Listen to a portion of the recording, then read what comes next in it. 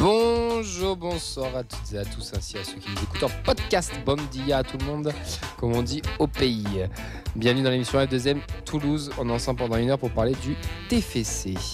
La composition de cette 401e, parce que oui, la 400e était la semaine dernière, mais personne ne l'aura entendu parce que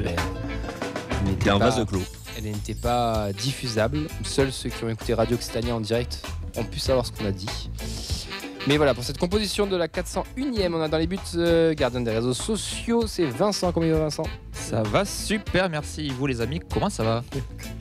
Ça va, j'ai un espèce de double retour, je sais pas si c'est que moi ou pas. Mais... Non, c'est double retour. Ok, d'accord. En défense, faut savoir jongler, mon cher Camille. De quoi ? Faut savoir jongler. Pourquoi ? Comme avec le double retour. Ah oui. Comme Emerson. En défense, on a le plus... Non, je sais pas, vas-y. Fred, comment il va ? Bien. En forme. Ouais, ça m'a fait penser, tu sais, là, quand il dit bonjour les amis, tu sais, émission de Dorothée ou comme ça. J'étais pas né, hein. Si, t'étais né. Ouais, ok, d'accord. Mais tu pouvais pas regarder la télé, je pense. J'espère pas. Bon, une émission pour enfants, quoi. Ça va ? Ça va et toi ? Ouais, tranquille. C'est vrai ? Ouais, ça va. Et là, je me retourne vers le plus brésilien des chroniqueurs. Bon dia. Ja, muito feliz aqui, né? Foi do match. Okay, ça veut dire quoi du coup ? Je suis très heureux d'être ici. Tu parles vraiment portugais, putain. Oh, le brésilien, c'est du brésilien. Pardon. On va le retrouver en Rio, mon gars. Est-ce que t'as ChatGPT là sous les yeux avec la traduction ou pas ? Non, pas du tout. Ouais. C'est le talent. Non, mais n'hésitez pas. C'est au talent. Ouais. Abonnez-vous aux Ornitholosa, mettez des cotises. Maintenant, il sera à Rio de Janeiro au mois de juillet là. Voilà. Mais je suis très content d'être ici. Voilà. Très beau t-shirt, Nathan. Ouais. Eh ben, ouais. Très beau drapeau, Camille. Merci.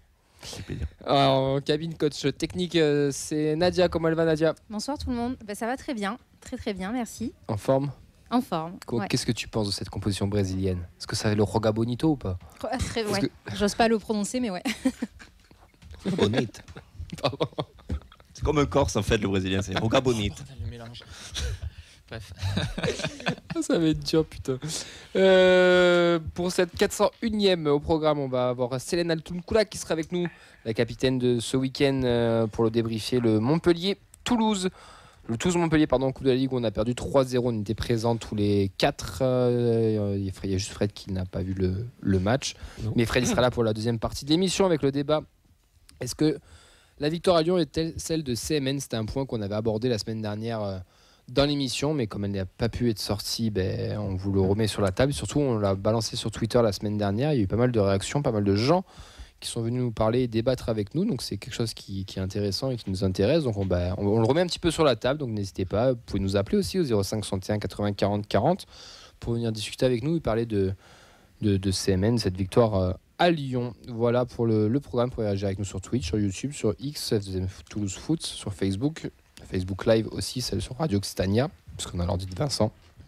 Quand on a l'ordi de Vincent, on peut caster sur Radio Occitania, parce qu'on a du monde qui est connecté, mon cher Vincent. Ah, vas-y Fred, vas-y, t'as l'air motivé. Olivier Languille et Disco Chignetz. Voilà, on les salue.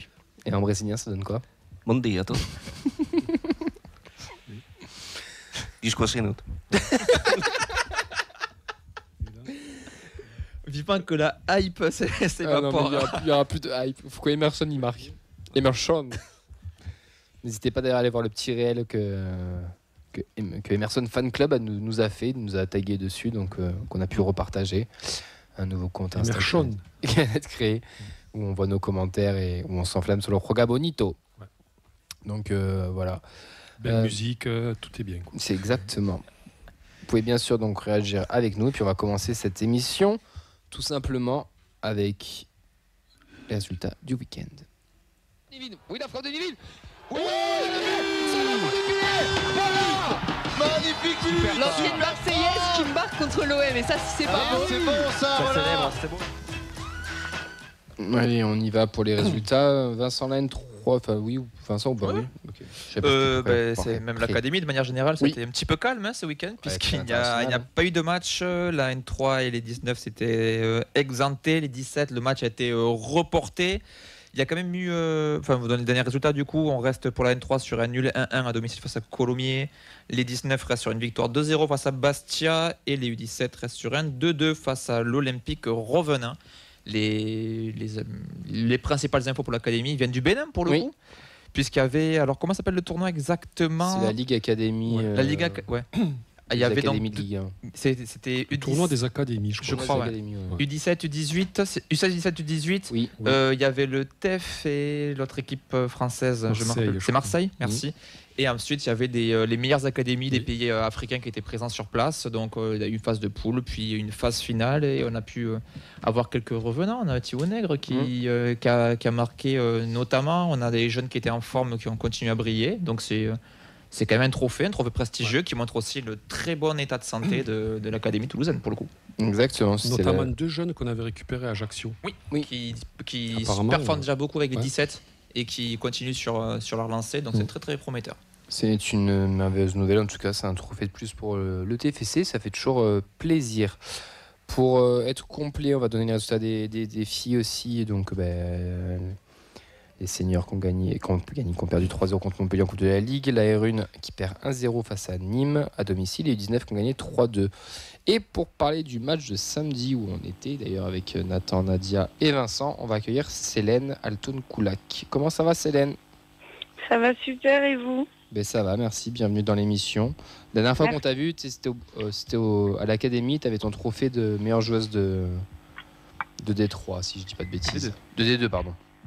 De D2, ouais, j'espère que ça arrivera aussi cette année. On te le souhaite en tout cas, on espère vraiment pour toi.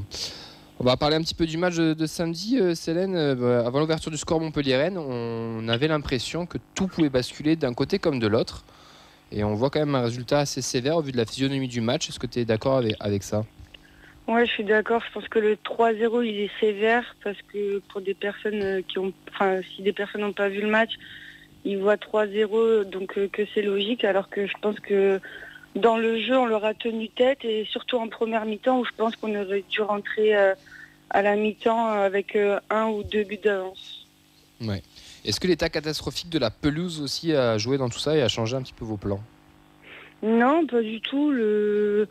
On s'est très vite adapté et on a joué comme on voulait jouer.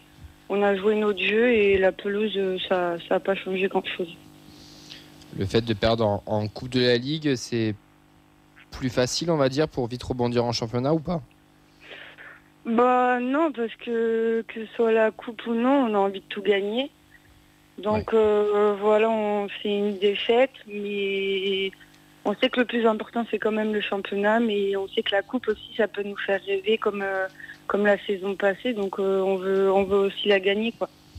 Tu es d'accord avec nous si on dit qu'on a eu un manque d'efficacité dans la surface adverse et que le fait de ne pas marquer c'est ce qui fait qu'on n'a pas pu être bien dans ce match. Est-ce que c'est un axe de progression pour cette saison? Oui, complètement. On sait que déjà dans le début de saison, on a manqué d'efficacité devant le but. Là encore aujourd'hui, encore ce week-end contre Montpellier, je pense que c'est l'axe principal sur lequel on doit travailler et on doit marquer beaucoup plus de buts. Comment tu l'expliques ce manque d'efficacité samedi là?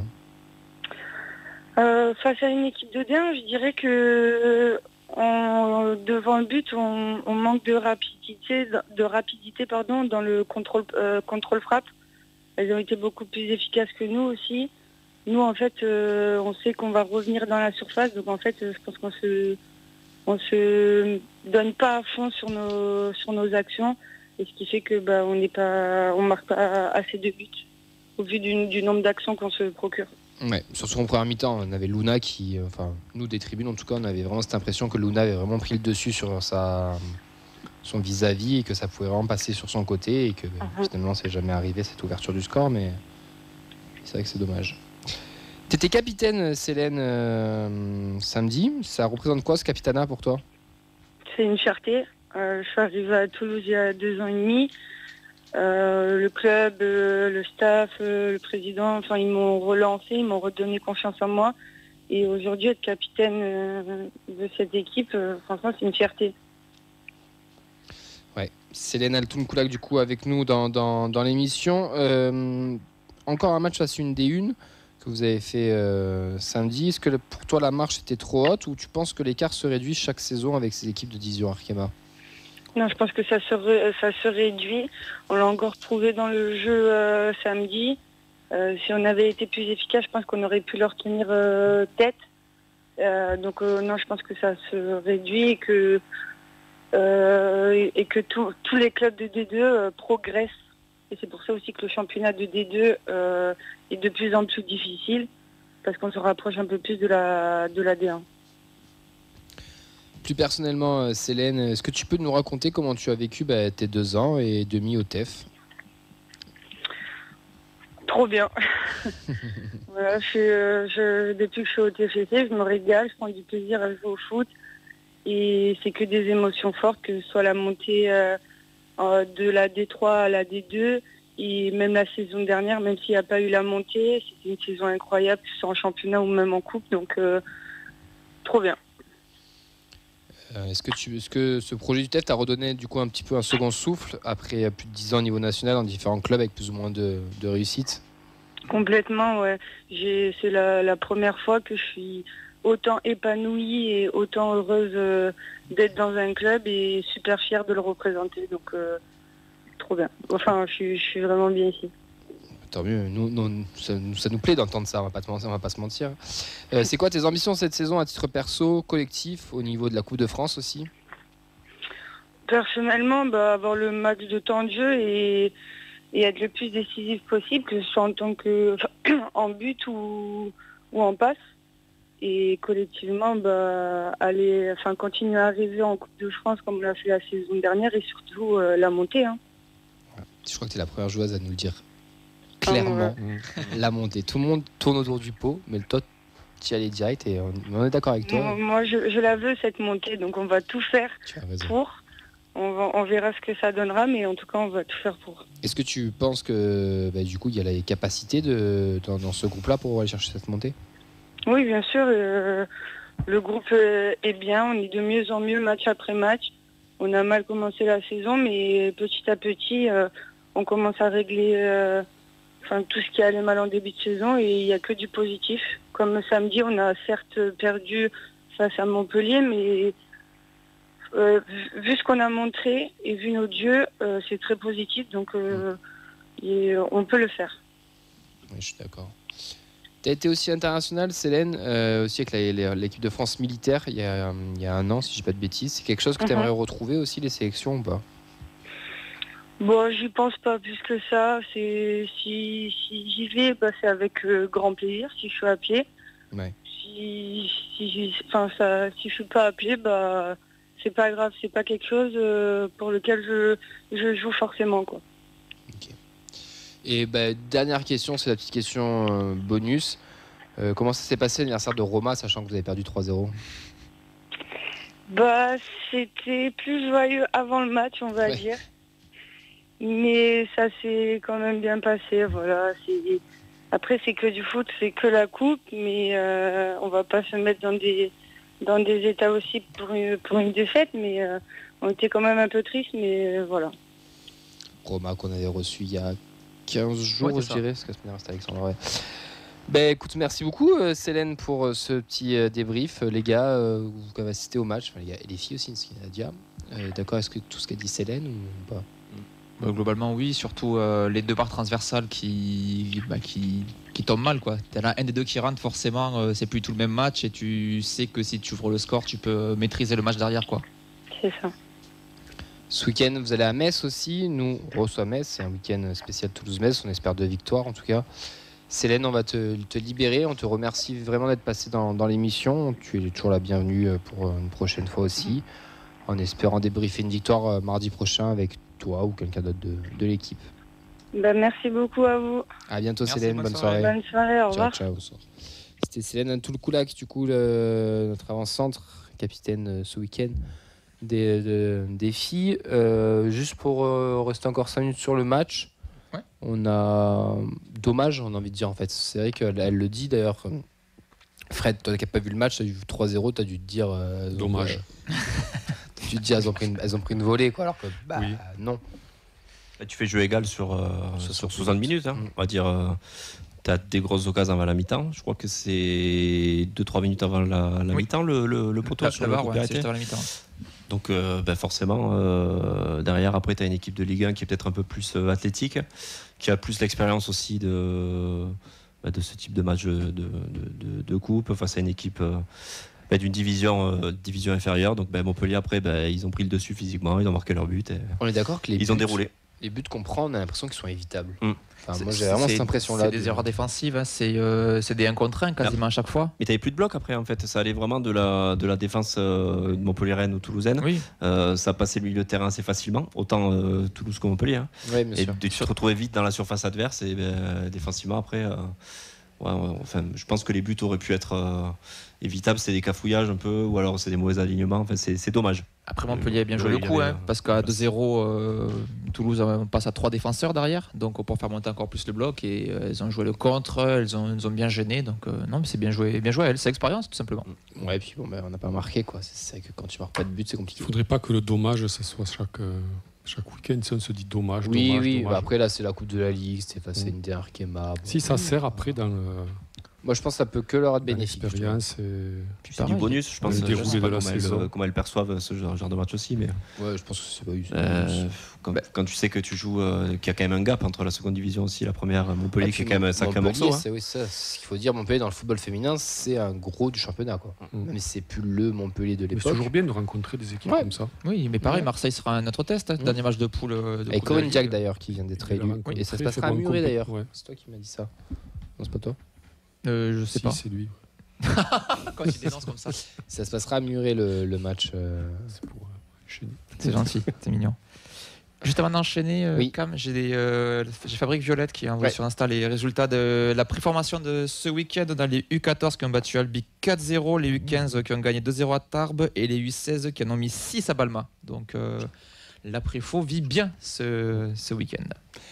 Et je pense qu'on a fait un petit tour complet là des filles de l'académie. En tout cas, voilà, toutes les semaines, vous retrouvez une joueuse ou le coach qui vient débriefer avec nous. Cette semaine, c'était Selena Altunkoula. La semaine dernière, c'était Alexandra Tamaniuk. Pas beaucoup de gens ont pu l'écouter, c'est dommage. Mais c'est on vous jure qu'elle est venue. On vous jure qu'elle est venue. Si jamais sur l'ordi, j'ai le passage, c'est le seul moment où c'est audible. Elle reviendra. Elle reviendra, bien sûr. Elle reviendra totalement. On continuera mardi prochain en espérant débriefer une victoire parce qu'elles vont à Metz et là ça reste un gros déplacement quand même pour le TEF pour aller à Metz. On va enchaîner avec le journal des prêtés, notre faisant national n'étant pas là, c'est le faisant Igno qui le remplace. On lui souhaite un joyeux anniversaire d'ailleurs à Clémence, c'était son anniversaire il y a 2 jours. Et l'anniversaire de Ben hier. Et l'anniversaire de Ben hier. Ah bon, c'est l'anniversaire de Ben. Ouais, mais Ben il ne le dit jamais, il veut pas qu'on le dise. Ça n'est pas vanté. Non. Joyeux anniversaire Ben. Ouais, joyeux anniversaire Ben. On t'offrira du pâté aussi. Tu seras joyeux anniversaire Ben. Là il a Nécoste sur les traces de Xavier Dupont de Ligonnès. Tu peux enchaîner le jingle là, c'est bon. Passer 2-3 dingueries. Mais non! Il a pris un gros rouge à la 41e pour avoir tout simplement empoigné un adversaire par la gorge. Ce gros faisant de Saïd Amoulic. Rien à signaler non plus, une note moyenne, pas de passe D, pas de but. On va passer au journal des prêtés. Comment enchaîner après ça? C'est difficile. Hein. Bon, mais comme je récupère la chronique de Clément, je vais la faire à ma sauce. C'est pas de journal des prêtés cette semaine pour cause de trêve internationale, tout simplement. Mais à la place, un journal do Brasil pour rendre hommage à Emerson et sa prestation XXL à Lyon. On va donc prendre des nouvelles des anciens brasileiros qui ont emporté le maillot toulousain et qui sont toujours en activité. Ou presque. On débute avec le dernier parti, Raphaël Ratao, qui s'est envolé pour le Japon début 2025 pour découvrir son 17e club professionnel au Cerezo Osaka. Le club trottoir. Pour le moment, c'est la grande forme pour lui car il a inscrit 18 buts en 37 matchs. Ça va. C'est en première division, au moins. Ah oui, première ou deuxième. Le Brésil qui a perdu 3 de face au Japon.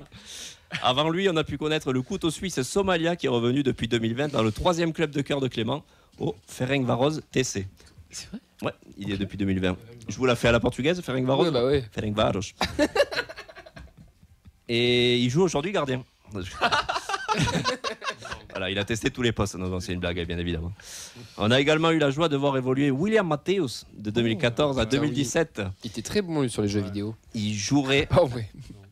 il jouerait, je précise bien, il jouerait à Figueirense depuis 2023, mais sa page Wikipédia n'est plus actualisée depuis, donc peut-être qu'il coule une paisible retraite.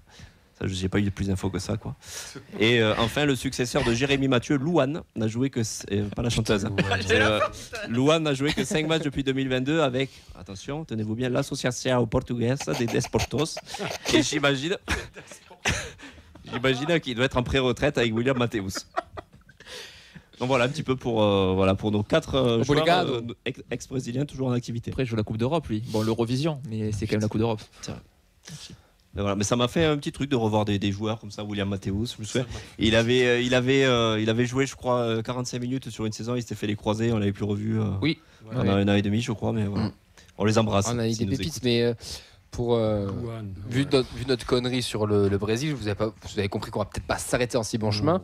Je peux vous dire que face à Monaco, on pourra pas le faire parce que les Andy Tolosa seront à Monaco. Mais sur un prochain Danube, il y aura un quiz spécial Brésil. Des anciens Brésiliens et les joueurs brésiliens passés par le TFC. Et il y a eu un petit paquet, ouais. De rien, ouais. Pas toujours que des réussites. Pas que des lumières. Une pensée pour la légende, Ratinho. Oui. Celui qui avait. Qui était censé recruter. Non. Fabinho. Lui, il a été recruté. Je dis rien, parce que je spoil le quiz aussi. Il faut. Non, de toute façon. Il avait été recruté sur cassette, ça doit être le futur crack. Et en fait, premier match de CFA2, t'as tout le monde qui a dit mais c'est qui ce type? Un peu comme Everton et Sousa, PSG. Vraiment le niveau, même pas d'un joueur de foot amateur, quoi. Et donc il est reparti d'où il est venu et disparition. Putain. À l'époque avec les cassettes, c'est bon ça. Ça c'est bon ça. Dis ta connerie, Nathan. Non, du tout. Je souriais parce que je trouve l'anecdote très drôle, c'est tout. Ok. Obrigado. Je peux me permettre? Oui. Il y a toujours la tombola des Tolosa pour apporter un maillot. Effectivement, tombola. Il y a toujours la tombola. Vous pouvez toujours jouer si vous voulez gagner un maillot dédicacé. Et parmi donc les joueurs qui auront dédicacé le maillot, il y aura Emel Chant. Donc faites-vous plaisir, n'hésitez pas. 2 euros le ticket, vous nous aidez à financer les actions, les déplacements. Donc voilà, vous faites une belle action en plus de gagner un joli cadeau. Oui, parce que vous paierez les vacances à Rio de Janeiro. Oui. Pour Nathan et ses copains. Le lien est un commentaire. T'as dit quoi? Le lien est un commentaire. Il reste 9 jours. Il reste 9 jours. Tout le monde a pris ses tickets autour de la table? Non. Oh, putain. Moi j'attends. T'attends qui? Je sais pas, j'attends. Fred, il croit que c'est une équine le truc, que si on a un carton, il faut choisir avec son numéro fétiche. Non, je me dis que si je prends le dernier billet, il sera au-dessus et il sera tiré. Non, c'est une appli. C'est en ligne. Tu ne seras pas la main innocente, Fred. Oh, les boules chaudes là. En tout cas, ça sera dans l'émission qu'on le fera le vendredi 24 octobre. Si je m'abuse. C'est ça, ouais, veille de déplacement. Donc, dans une grande. Je sais pas, c'est lui qui gère, moi j'en sais rien. Il y aura une fille de justice et tout. Nous chier de justice. Pardon. Tu sais que je suis assermenté, moi je peux le faire. C'est vrai? Oui. Ah bah allez. Arrête. Ok. Pas si innocent que ça, le Fredo. Non. Voilà. Écoute, c'est fini. Ouais, c'est fini. À fini. On a un commentaire de Freefly. Vas-y.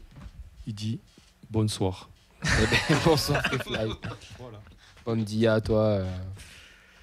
Bordel. Ouais, ça va être long. Ouais. On va passer au débat. La victoire à Lyon était-elle celle de Carles Novel Martinez?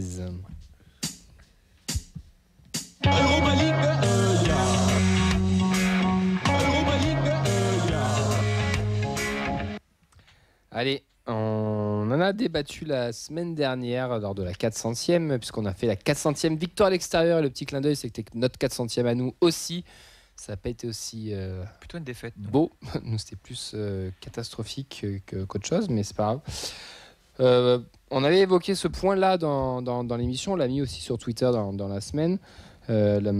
Pourquoi on en est venu à ça? Parce qu'en première mi-temps, on est mené avec une première compo où on a Sauer qui était titulaire, par exemple, au milieu de terrain. Double changement à la mi-temps avec l'entrée de Metali ainsi que Abou Francis. On avait aussi Kamendi titulaire. Ensuite, on a Emerson qui rentre, qui marque un doublé, bien sûr, donc qui nous rapporte la victoire à Lyon après 58 ans. 58 ans. Sans victoire là-bas. Le général de Gaulle était encore président à l'époque. Fred avait 15 ans. Et puis un certain Emerson était rentré en jeu, le Roga Bonito. Et on a gagné 2-1. Les émotions. Des frissao. Ah ouais. Ça me rappelle 86. Ouais. Michel Platini dans le vestiaire en slip. Avec Gentil Ghana. Exactement. Merci Nadia. Est-ce que vous êtes d'accord avec ça? Je sais que la semaine dernière on a déjà un petit peu débattu, mais pour vous, est-ce que c'est la victoire de Carles ou pas du tout? Parce qu'on a quand même parlé aussi d'un certain braquage, d'un Lyon qui était pas bon, d'un Lyon qui en première mi-temps était au-dessus, et qui en deuxième a un petit peu pas lâché, mais géré. Pour vous, est-ce que c'est une victoire de Carles? Il y a eu des ajustements, donc qu'est-ce qu'on demande à un coach quand il ne trouve pas la clé? C'est de trouver des ajustements. Et force est de constater que les changements opérés à la mi-temps et les changements opérés en cours de match, on fait basculer le match. Donc, on a vu le débat la semaine dernière, savoir braquage, pas braquage. Pour moi, c'était pas forcément un braquage, même si la victoire n'est pas forcément méritée. C'était quand même dans la logique des choses de revenir. Mais les changements qui ont été opérés, notamment la rentrée de Abou Francis au milieu de terrain pour densifier, pour récupérer plus de ballons hauts et se projeter vers l'avant avec Metalli qui avait un petit peu ce rôle d'ailier, d'aller casser un peu les lignes au milieu, de déséquilibrer ce bloc lyonnais qui était plutôt en place et pas forcément inquiété en première mi-temps. Donc je trouve Carles il a réussi à s'adapter à la physionomie du match, à proposer quelque chose de cohérent sur la deuxième mi-temps, et ça a basculé en notre faveur. Et puis on sentait, de toute façon, on avait quelques occasions, plus d'occasions qu'en première, hein. C'était pas, on n'en avait pas à l'appel non plus, mais voilà, pour moi c'est la victoire d'un groupe, et Carles c'est celui qui coordonne tout ce groupe. Donc voilà, je dirais pas qu'elle est pour lui, mais il est artisan du fait qu'on a réussi à revenir. Il n'a pas subi son match. Je ne suis même pas sûr qu'il soit tombé sur sa compo de base. Il a essayé Sauer. Sauer, on a vu sur 2-3 sorties de balles, ça peut être intéressant, mais ça manquait peut-être de densité face à cette équipe lyonnaise qui en proposait beaucoup au milieu de terrain. Donc voilà, je pense qu'il a réussi à trouver la clé à la mi-temps en proposant ces changements-là. J'ai 2 commentaires feuilles de match à vous apporter. Celui de Sacha qui nous dit: il apporte les bonnes corrections rapidement, mais le match doit être plié à la mi-temps. On a surtout eu de la réussite. Et midi, Philippe plaisantait: on est nul, on gagne, on est bon, on perd, point. Vous pouvez parler d'autre chose. SVP, apparemment ses vacances à Grenade lui montent à la tête. Mais écoute, Mehdi, non mais il rigole. On va passer au quiz, hein. Alors, Brésil ou pas Brésil? Ce qui ressort de Twitter du débat, parce qu'on a posé exactement la même question sur Twitter, ce qui en ressort beaucoup, c'est beaucoup de gens qui disent aussi, alors, un peu plus d'un point de vue négatif, que en gros, que dès le début du match, en fait, on n'a pas la bonne compo et que c'est pas bon d'entrée, que Sidibé n'est pas à sa place, que Sidibé piston, c'est pas bon, qu'il fallait mettre plus Donum. Du coup, ce qu'on essaie de dire aussi, c'est que Donum, c'est une conséquence indirecte aussi du fait que s'il joue ailier, c'est parce qu'on a un Metalli qui est un petit peu touché, donc il commence pas. Du coup, on a Kamenzi, Sidibé, donc Donum qui monte. Enfin, je vais pas vous la refaire, voilà. Mais du coup, moi, ce qu'on a essayé de faire comprendre, c'est qu'en fait, Carles, il est quand même acteur de son match. Pas mal de reproches au fait que Carles met une mauvaise compo d'entrée avec Sauer, avec Sidibé, etc. Mais est-ce que quand il prépare pas son match, il n'a pas un plan en tête, ce plan ne marche pas, et du coup il réagit de suite. Moi, ce que j'ai aimé, c'est qu'il a été acteur de son match. Il y a plein de coachs qui ne sont pas acteurs. Lui, il a été acteur direct, et Metalli, quand il rentre, il change le match. Karabek, on l'a plus vu, quoi. Si je peux juste rajouter, après j'arrête de parler, je laisse la place aux autres. Des fois on disait il est bloqué dans ses dogmes, quoi. Il a une idée en tête, il change pas trop. Là, c'est vrai qu'il change à la mi-temps, et ça on peut pas forcément. S'il tente pas, ça va pas. Après on lui dit il avait qu'à faire la bonne compo de base. Moi je sais que j'ai pas non plus été le plus grand défenseur de Carles au départ, mais je trouve qu'il a mis de l'eau dans son vin. Et il sort un peu de sa zone de confort, ça c'est important de le dire aussi. Et donc voilà, il est encore heureux qu'il ait tenté des choses. N'hésitez pas à nous appeler 05 80 non. Oui, 61 80 40 40 pardon. N'hésitez pas à nous appeler si vous voulez réagir avec nous. Si vous appelez au 05 81, je sais pas qui répondra. Vous pouvez parler de Carles, je sais pas. 05 61 80 40 40, appelez-nous et réagissez avec nous. On a Fred, du coup, toi t'en penses quoi? On sait que tu aimes beaucoup Carles. Ouais. Mais est-ce que pour toi c'est une victoire de Carles, pas plus que ça, ou enfin comment tu? Alors quand on dit la compo de la première mi-temps est mauvaise, c'est a posteriori qu'on qu'on le dit, mais lui, quand Carles il prépare son match la semaine et quand il annonce au gars qui va être titulaire, lui, dans sa tête, c'est la meilleure compo possible pour rencontrer ce genre d'adversaire. Parce que c'est un entraîneur, je pense, qui prépare très très bien ses matchs. Voilà, enfin, il n'y va pas, j'allais dire, en claquette brésilienne. Donc, quand il commence son match, lui, cette compo, pour lui, c'est la meilleure. Après, il s'avère que ça tourne mal assez rapidement et on le voit que ça ne marche pas. Et en effet, à la mi-temps, il fait des changements, mais des changements qui s'imposaient, quoi. Donc, de ce côté-là, s'il avait fait aucun... Kamenji, quand il sort, tu trouves que c'est normal? Enfin, nous, je me rappelle, sur le live avec Nathan, on se dit, en fait. Ah bon, c'est pas choquant qu'il sorte, mais on n'est pas non plus... Non, mais c'est un ensemble. Ouais. Bon, on voit bien que l'ensemble... Oui, il ne marchait pas, oui, bien sûr. C'était mal organisé au milieu, qu'on prenait le bouillon. Sidibé, ça n'allait pas. Voilà, c'était... voilà. Donc il s'est aperçu de ça, mais je veux dire, tout le monde s'en est aperçu. Il a quand même fait le changement. Les changements sont payants. Mais même c'est pareil, les changements, quand tu fais rentrer donc, notre nouvelle idole, donc Emerson, tu sais jamais, tu sais pas ce qu'il va apporter en fait. Donc il a le mérite de faire rentrer des gens en espérant que ça aille mieux. Forcément, ça ne pouvait qu'aller mieux. C'est pas Emerson, Emerson fait changer le match, c'est mauvais. de but, mais c'est pas lui qui change tout. C'est Métalli quand même qui change beaucoup de choses. Mais c'est un ensemble aussi, quoi. Bien sûr. C'est, voilà. Mais ça reste quand même, moi je pense que oui, ça reste... Quand il y a une victoire, c'est une victoire de l'entraîneur, mais pas seulement que de l'entraîneur, du staff et des joueurs, j'ai envie de dire, puisque c'est quand même les joueurs qui sont sur le terrain. Alors, est-ce qu'il a trouvé les mots? Est-ce qu'il a trouvé les changements tactiques adéquats pour que ça aille mieux? Quand c'est une défaite, c'est forcément une défaite de l'entraîneur, mais pas que, c'est les joueurs. Moi, je trouve, oui, ça reste une victoire pour lui. Même s'il y a eu des circonstances, oui, à la mi-temps, tu peux être mené 3-0, mais tu ne l'es pas. Donc, il s'est adapté, il s'est dit, il y a peut-être un coup à jouer finalement. Parce que tu ne joues plus en deuxième. Voilà, donc on va le tenter. Pour moi, oui, ça reste une victoire pour lui. Moi, je vais même aller plus loin, c'est qu'en fait, on s'en fiche de la victoire. Dans le sens que, en fait, lui, il a sa partition. Maintenant, on sait, quand je l'ai rabâché, je ne sais pas combien de fois, depuis qu'il y a 5 changements, c'est plus du tout le même foot. Oui. Donc vraiment, il a son plan de jeu. Ça, on l'oublie, ça. Ce qui l'intéresse, c'est que sa seconde mi-temps et les entrants, ça fonctionne et que ce soit meilleur. On aurait été mené 3-0 à la mi-temps, on aurait fini à 3-2 en ayant fait une seconde mi-temps de qualité, et il aurait réussi son coup. On aurait pu lui reprocher que le 11 de départ n'était pas forcément le bon, mais il aurait réussi à changer la vapeur. On lui aurait peut-être reproché, Lyon a baissé le pied parce qu'il met 3-0, mais pour le coup, il s'en est tenu à son plan. Peut-être que s'il faut ces changements, ils avaient programmé plutôt vers le 60e, parce qu'on sait qu'on a un temps fort qui est plutôt vers la 60e, 70e pour finir plus fort.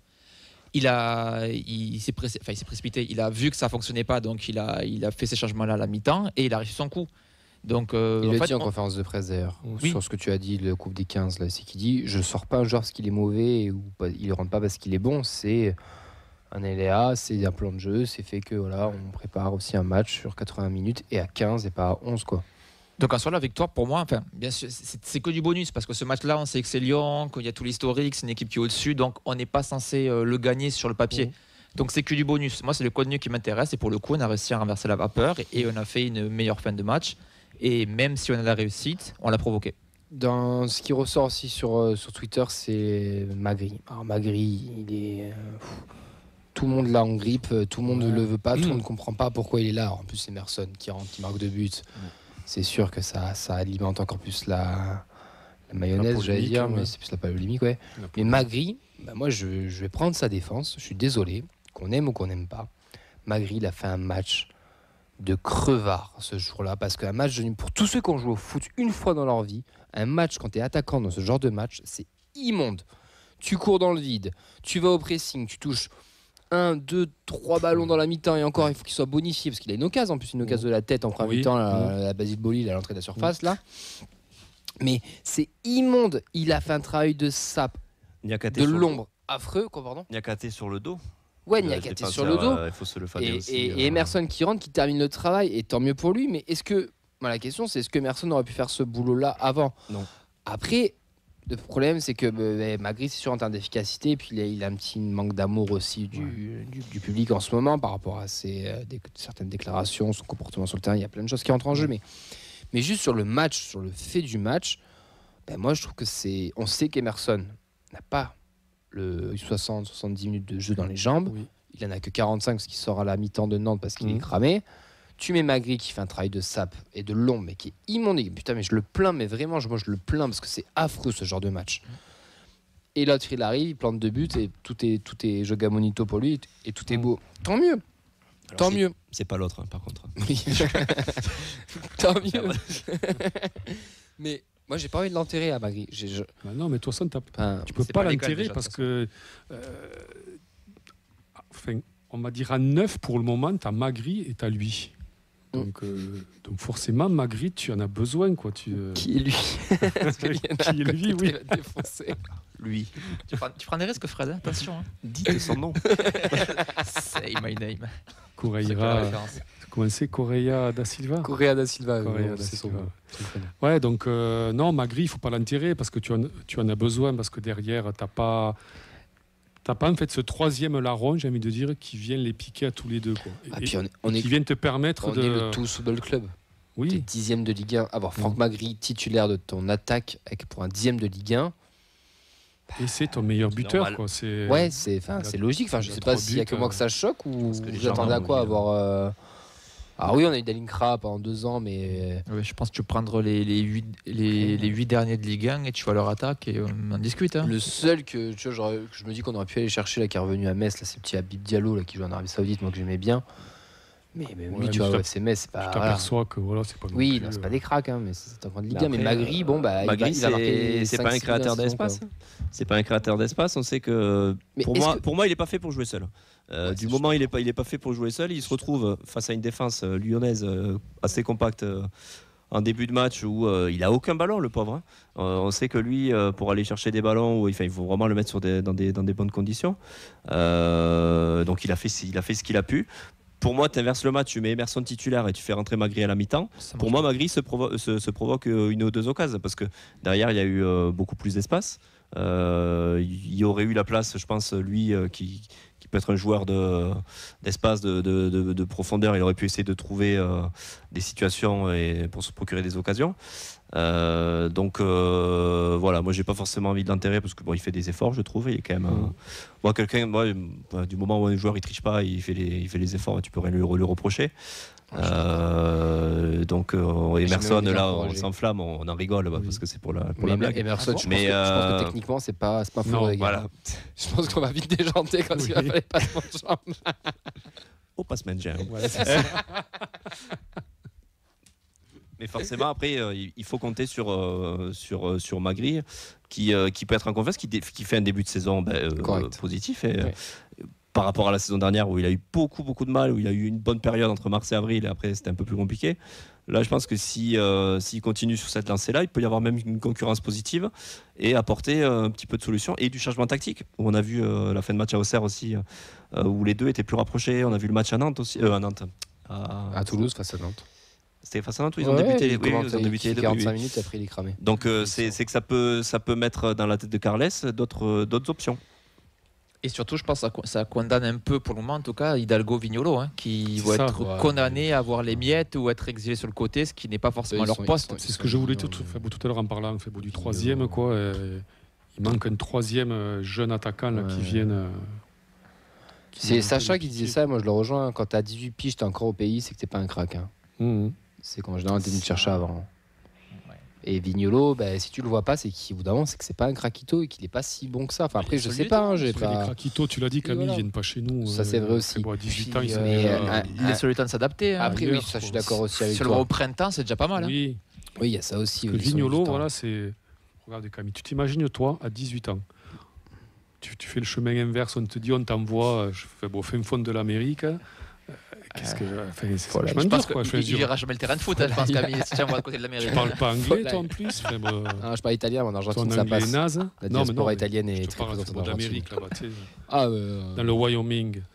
En Argentine, bâtard. Tu m'as dit du rêve, là, en tout cas, c'est le rêve américain de Wyoming. On va au Pérou, donc il faut lui laisser. Tu fais de la flûte de voilà Rio, moi. C'est pas mal. 3600 mètres, tu sais, là, le Quito. Super, bâti comme je suis, je crève. Non, mais bon, voilà, il faut lui laisser du temps. je sais que sa famille est arrivée. La farine, tout ça. Ils ont rapatrié la famille un peu pour l'encadrer et tout. Voilà, donc il faut lui laisser du temps. Non, mais ça, je suis d'accord. Mais quand tu le recrutes, c'est très bien qu'il va pas jouer. Enfin, pas de suite. Moi, j'espère qu'on le verra au moins un peu en Coupe de France. Au printemps, quoi. ouais. Mais Hidalgo, pour le moment, ce qu'il fait, c'est correct, moi, je trouve. Ouais, mais ce rôle-là de super sub. Ouais, mais il faudrait qu'il commence un peu quand même à. Il sait pas. Il faudrait qu'il commence à montrer plus, quoi. Là. Montrer plus. Ça fait un trimestre qu'il est là. Il faudrait qu'il commence un peu. Encouragement à partir de son travail. De classe intermédiaire. C'est bon, ça, putain. Voilà. J'ai quelques réactions si tu veux. Oui, vas-y. Camille. Je remonte parce qu'il y a beaucoup de conneries de Mehdi, donc j'essaie de faire un tri. Il y a Olivier qui nous dit ce résultat aussi équilibre par rapport au match de Lille. Pour Disco Chinuts, c'est la victoire de Metalli. Il est un Karabekh et l'intensité qu'il met emporte toute l'équipe avec lui. D'ailleurs, Mehdi qui dit que même si Metalli est énorme, il pense que Camille a un meilleur pied gauche que lui. En ce moment, je suis pas sûr. Je vais pas vous mentir. Et il souligne que le petit Habib Diallo a plus de 30 ans et mesure 1m95 à Camille.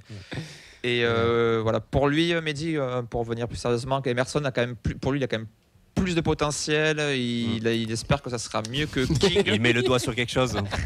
Il a souri. Free Fly qui souligne le fait qu'on ait déjà marqué 2 doublés cette saison, alors qu'on n'avait pas marqué depuis très longtemps. Voilà. Son agent, il a fait.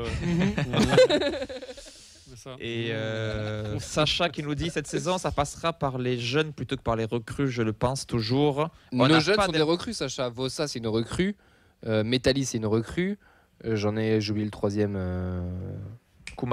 Kumbasa c'est une recrue, exactement. Et il nous dit on n'a pas d'impératif comptable tant qu'on est dans notre zone au milieu de tableau. Les recrues auront du temps pour s'adapter aux exigences et au système. Est-ce qu'on peut dire à Mehdi que s'il veut autant parler, il faut qu'il vienne à l'émission? Parce que je crois qu'on l'a pas beaucoup vu cette saison. Si, moi je l'ai vu une fois, j'ai eu la chance, le privilège de l'avoir pour un TFC Lyon. Petite émotion, ouais. Exactement. Tu vois, par exemple, sur Twitter, il y a Nonestes, je sais pas trop comment on dit, bon bref, qui met est-ce qu'on peut mettre les bons noms sur la feuille de match dès le début, ce ne serait pas son taf en parlant de Carles. Donc c'est des commentaires assez durs. Pourtant, Vincent, il fait bien son. Ah non, mais sur la feuille de match. Bien joué. Il y en a d'autres qui nous disent merci pour ce tweet. Des chroniques, toi. Merci pour ce tweet et merci CMN. Peu de moyens et des résultats plus que corrects. Parce que oui, il y avait une deuxième question dans le tweet. C'était qu'on avait posé d'ailleurs dans l'émission. Je remonte. Est-ce que 10 points à ce stade de la compétition, qui l'aurait parié? Personne. Il y a plein de gens qui nous disent que oui, qui s'attendent 10-12 points. Faut arrêter. On disait qu'à la trêve internationale, on serait entre 0 et 2 points. Moi, pour moi, on allait avoir 2 points sur les 2 premières journées. Et encore, c'était un miracle. Là, tu fais un mois d'août exceptionnel avec 6 points sur 9. Non, mais bon, est-ce que du coup, ces 10 points-là, est-ce que c'est pas. On a notre place, c'est bien, c'est pas bien. Vous l'aurez parié ou pas? Non, vous? Non, jamais. Non, personne. Non. Je pensais qu'on serait plus haut que ce que disaient les gens, mais tu peux nous enlever 4 points, quoi, je pense, pour moi. Pour moi, j'ai pas le classement sous les yeux, mais on est au moins en hauteur du. On a 3 points ou 4 points du 3e. Non, mais comme on serre tout ça, là, 7, là, tu vois. 7 points. Et ça s'équilibre parce que les points qu'on a perdus, en fait, on les a récupérés. Tout ce qu'on perd à Lille, en fait, c'est le sens inverse. On fait le même match à Lyon avec cette remontada en fin de match. Tu vas gagner tes 3 points à Nice, tu vois, c'est toujours. Il n'y a jamais une maîtrise totale, ça se joue toujours sur des détails en fin de match. Il n'y a que ce match à Auxerre qui fait tâche en fait au tableau sur cette saison. Donc au final, comptablement, oui, tu peux être que satisfait. Vraie question, messieurs, dames, qu'est-ce qu'on attend de Carles? Parce que beaucoup lui reprochent aussi son manque d'émotion, son manque de jeu. Si on n'arrive pas à s'attacher à cette équipe, c'est quelque chose qu'on entend souvent, qu'on a du mal à s'attacher à cette équipe quand elle manque d'émotion. On n'a pas un jeu flamboyant, tout le monde le sait, mais regardez un peu ce qui se passe partout. Personne n'a vraiment un jeu flamboyant hormis le PSG. Il y a qu'à voir aussi l'équipe de Francière, par exemple, pour parler de flamboyance. Qu'est-ce qu'on attend de Carles? On attend qu'il nous ramène des points avec des matchs un peu dégueulasses, mais qui marchent, comme on a fait là, et comptablement que ça se passe bien. Ou on attend un coach qui influe un style de jeu, quelque chose qui nous ramène de l'émotion, du spectacle, quitte à avoir moins de points. Qu'est-ce que vous attendez, vous, de Carles? Je sais que dans l'équipe, on n'est pas tous d'accord. Rémi, qui n'est pas là ce soir, pour parler en son nom, je sais que lui, il attend du spectacle, il attend de voir du jeu, etc. Vous, autour de la table, vous attendez quoi de Carles?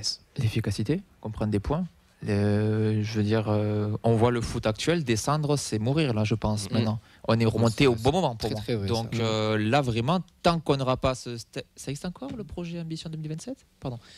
Tant qu'on n'aura pas ce step de dire qu'on met les moyens, on joue autre chose. Là, l'important c'est la survie et c'est d'avoir un peu plus. C'était quoi le projet de Casa avec les espoirs aussi là? Putain. Le groupe élite. Le groupe élite. C'est ça, le groupe élite. El famoso groupe élite. Bon, maintenant le groupe élite c'est une équipe type quasiment, vu la moyenne d'âge. Mais non, pour moi, c'est être efficace et prendre du plaisir face aux plus petits. Voilà. Donc si on fait 5-6 matchs... dimanche, j'attends de prendre du plaisir parce que Metz est censé être plus petit sur le papier et c'est un peu le dernier de Ligue 1, le paillasson de la Ligue 1 entre guillemets.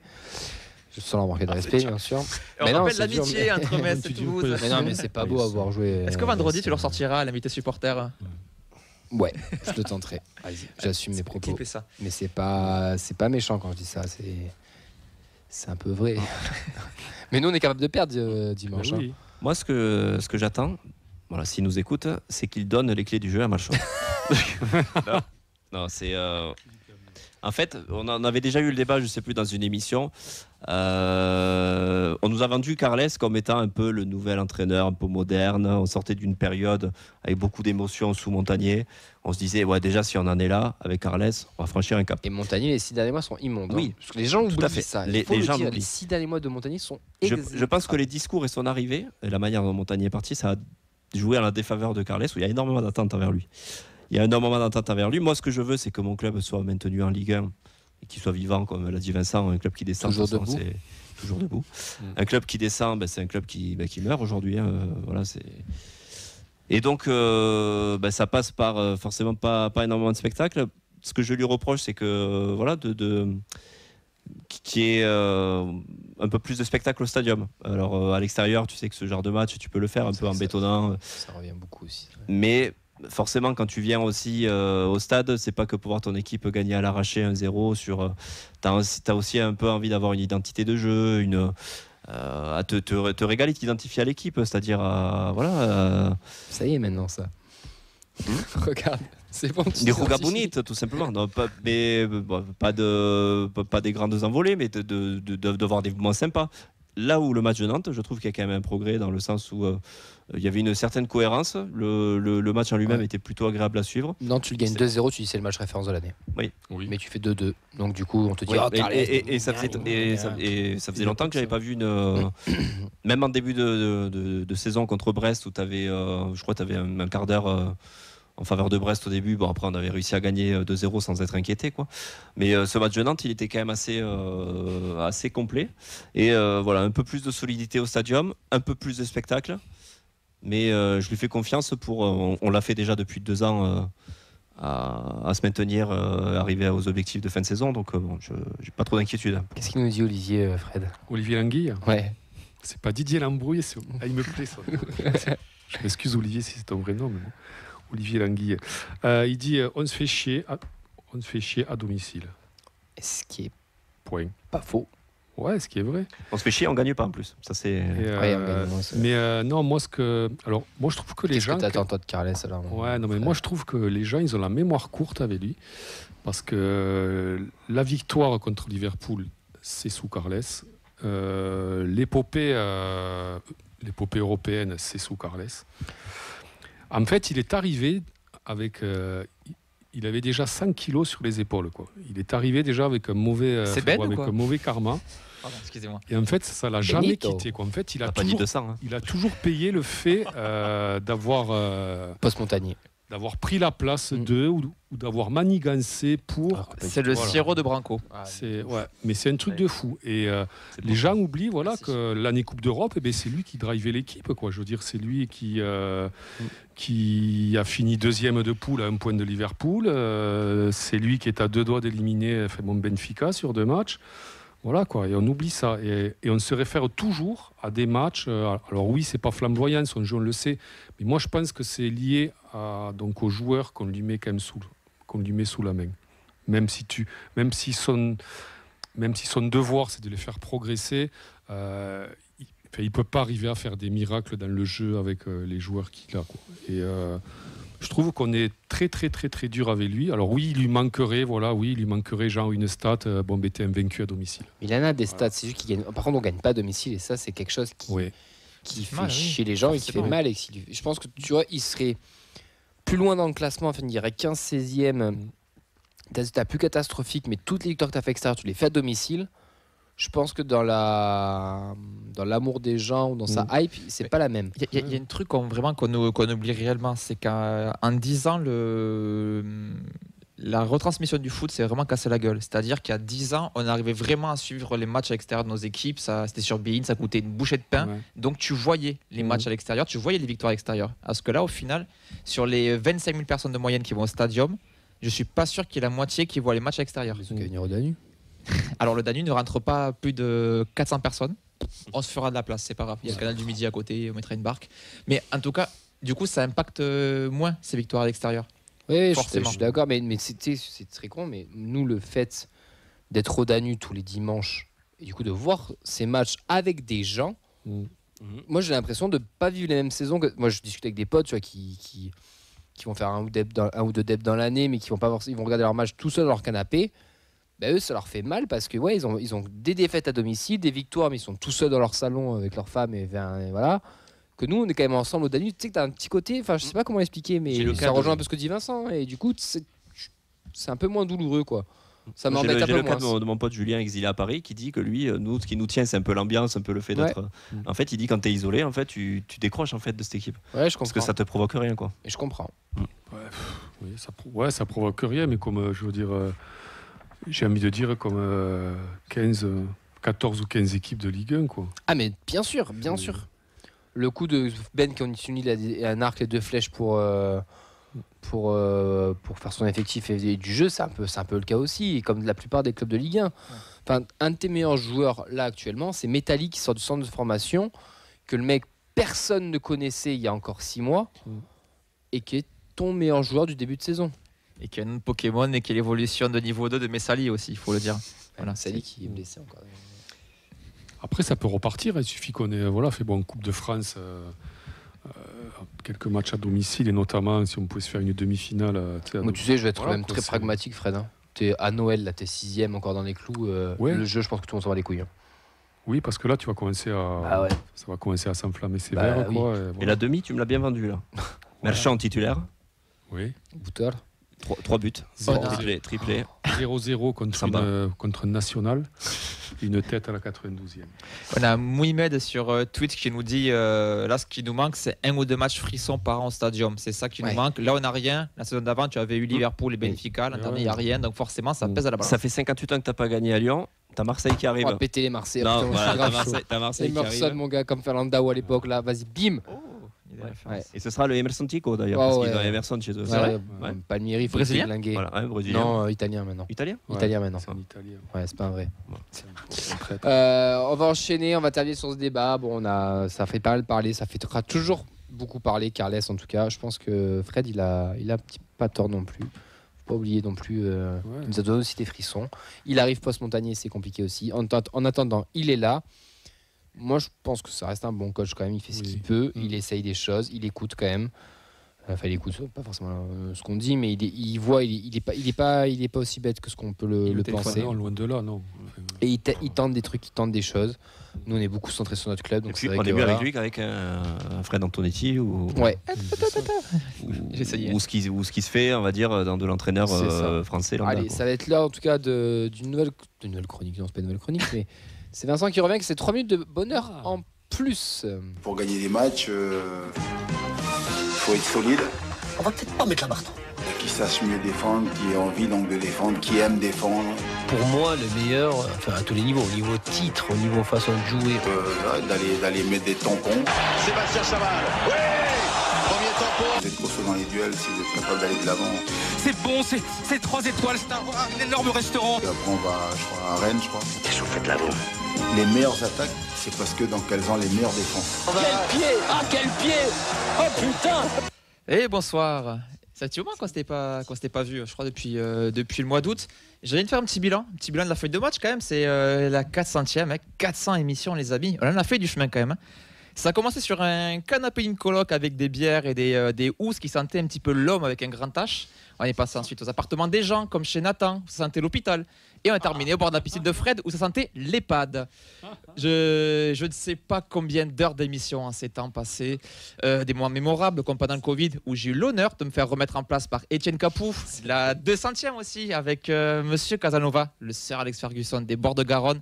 Des fous rires légendaires en direct, avec des lapsus ou des invités plus ou moins loquaces. Grâce à ça, on s'est tous placer Quevilly sur une carte de France maintenant.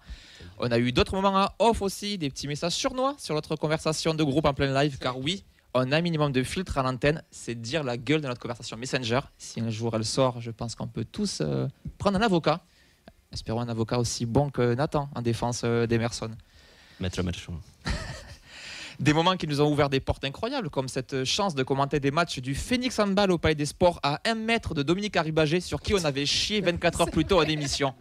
Mais vrai, aussi la possibilité d'être plus près des féminines, de commenter au stadium et d'avoir chaque semaine le sosie vocal de Camille Armé au téléphone. J'ai envie de rendre hommage à chaque chroniqueur en disant quelques mots. On va commencer avec le plus jeune, le pitchoun, Auxence. Pur produit du centre de formation de la feuille de match. On espérait tous le futur Shaibi, mais vu le temps de jeu, c'est Xavier Pancotte. Et je dis pas ça parce qu'il a fait l'Institut catholique de Toulouse. Son compère de formation, c'est Elliot, qui est désormais gardien de but, comme son coach de vie, Baptiste René. La même hygiène de vie les deux. Heureusement pour nous qu'il n'a pas le permis. Mehdi, notre premier stagiaire, qui est la preuve que l'école fonctionne, puisque de la bande du début, il est le seul à avoir un emploi stable. Sa moustache d'acteur porno, le foie gras le plus connu du Gers, et pourtant c'est celui qui parle le mieux football. Peut-être qu'il est jamais là. C'est comme ça que les gens sont encore hypés par Sissoko. Moins tu le vois, plus tu te dis que le gars est bon. C'est à méditer.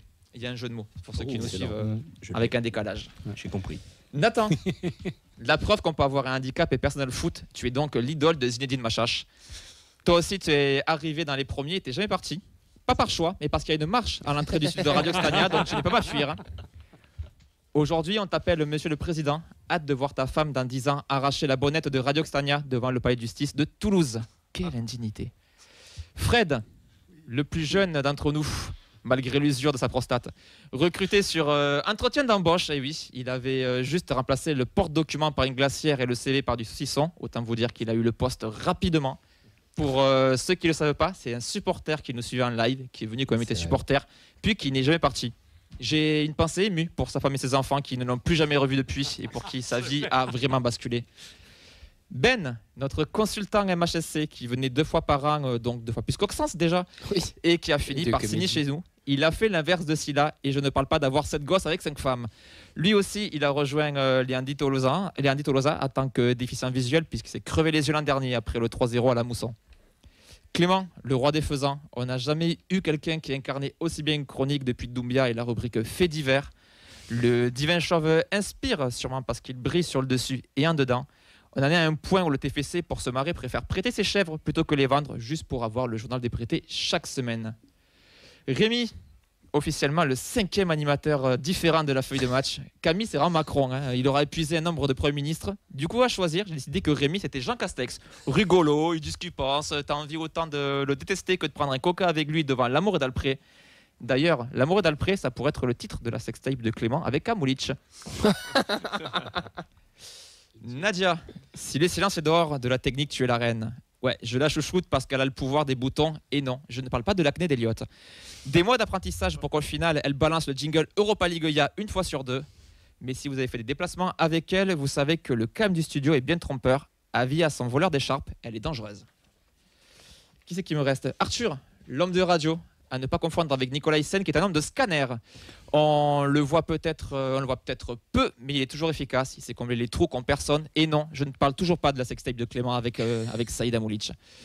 Il sait nous apporter son expertise, comme ce match commenté au Danu, où il nous a dit à 2 minutes de coup d'envoi, je reviens, je vais faire une clope. Et il est revenu à 70e, le micro n'a jamais été allumé. Je pense qu'il est prêt à devenir père d'un orphelin, c'est sûr. Mathilde, la snipeuse. Quand Poutine déclenchera la 3e guerre mondiale, je déménage chez elle, tellement elle tire à balles réelles. Elle a fini le jeu, elle n'a pas 30 ans, elle est ancienne joueuse de haut niveau, consultante et arbitre, elle peut faire un tac des 2 pieds décollés et dire c'est rien, ça glisse sans trembler. Ouh la ref. Sacha, le concurrent d'Auxence dans les prénoms originaux, double casquette, Média Tolosa, le gars il est capable d'être en live 5 fois par semaine, on n'a pas vu ça depuis Serge Aurier sur Periscope. Il a réussi à prendre le pouvoir non pas par son talent, mais parce que c'est largement le plus baraqué de la feuille de match de donc Troupe de Saint-Albac avec un physique de radio. Camille, comment ne pas finir par toi? 400 émissions, au moins 600 lives, 345 noms de joueurs écorchés en direct, 2 gosses, un pépin de santé, un front qui recule sans cesse, un titre de champion de Ligue 2, Détroit féminine, une Coupe de France. Et malgré toutes ces péripéties, dans tout ce laps de temps, l'OM n'a toujours pas caressé l'espoir de gagner quoi que ce soit, c'est dire. On n'a toujours pas battu l'OM surtout. Et oui. J'ai jamais débriefé une victoire de Toulouse face à l'OM. Mais c'est pas un des derniers objectifs de ta carrière de chroniqueur. Tu es indéboulonnable. Et ce soir, avec toi, avec vous, ce n'est pas 3 minutes de bonheur en plus, mais 400 émissions de bonheur total. Bravo. Frissao. Frissao. Et Vincent, il faut le rendre hommage à Vincent aussi. Rappelez-moi, ça sera. On t'aime, Vincent. J'ai rien écrit. J'ai rien écrit. Ça on va éteindre les caméras. Merci, Vincent.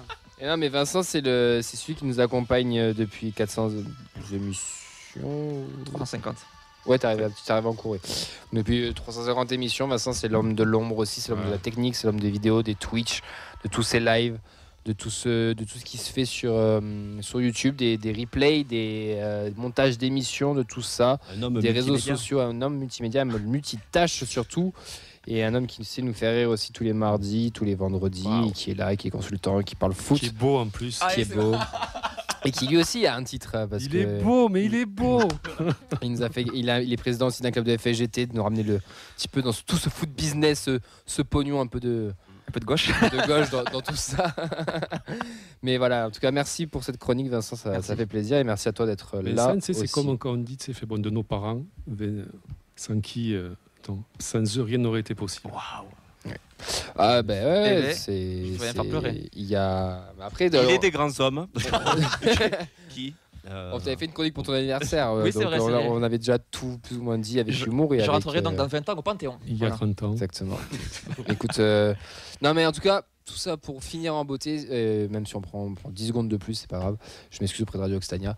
Ces 400 émissions, c'est vraiment une aventure humaine. La feuille de match, c'est vraiment à la base, c'est une histoire qui se crée au bord du métro, là, à pas de doigts, où on se dit tiens, si on faisait une émission sur le foot, puis après Yves vient nous chercher, on crée cette émission sur le TFC, on part sur les féminines, on dit on peut le dire un peu un média référent des filles. On s'est jamais pris la tête, on n'a jamais pété plus haut que notre cul, on a toujours été très. Et à partir d'aujourd'hui, oui. Très humble, je le pense, et je l'espère, et c'est ce qu'on fera.